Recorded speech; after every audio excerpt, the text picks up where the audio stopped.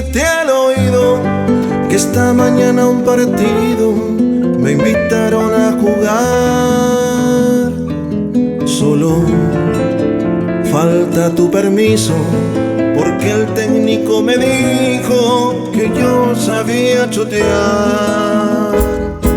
Yo quiero ser futbolista para darte una casita, fruto de mi habilidad.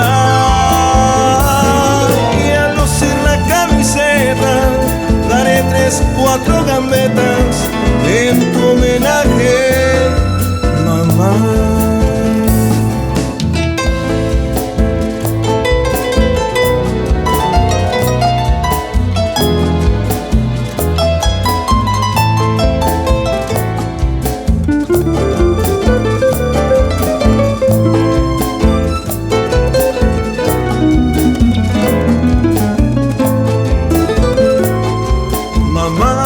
Seré el número 9, que como un rayo se mueve y no lo pueden parar. Y con un gran cabezazo haré un lindo golazo que te lo van a contar. Me compararán de fijo con el gran Arsenio Erico, y tu orgullosa estará.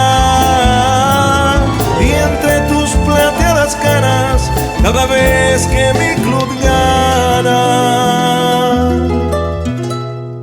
una estrella brillará.